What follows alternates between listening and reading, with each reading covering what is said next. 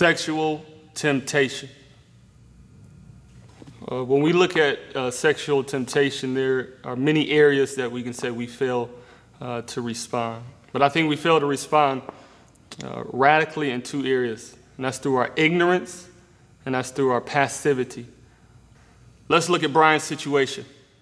Brian passively sat back while his friends looked at certain things on the internet, certain magazines, and he did nothing about it.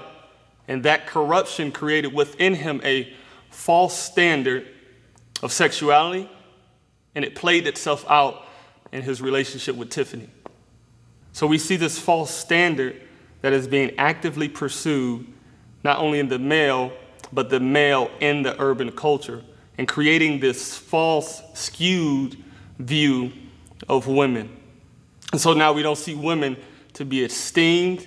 We don't see them as one to be served, but we see them as objects of pleasure, objects of relief, objects of what we can extort from them.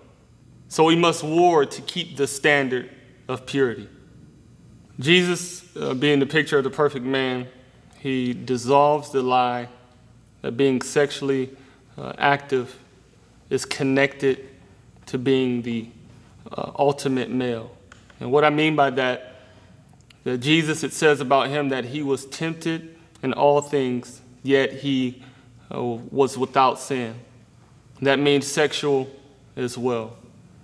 Christ, he saw sex in its proper context, meaning he was single and he didn't engage in sex. So it shows that manhood is not tied to being sexually active.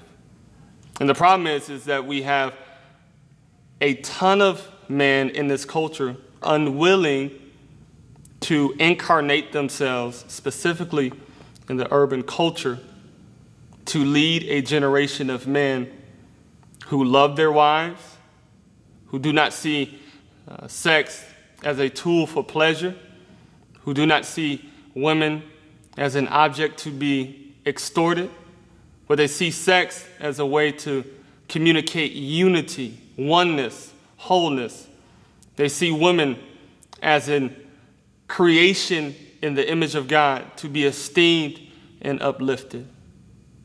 Our communities need men who see sex in its proper context and who are willing to plant themselves in these urban communities to lead young men into manhood to represent that standard of Jesus Christ.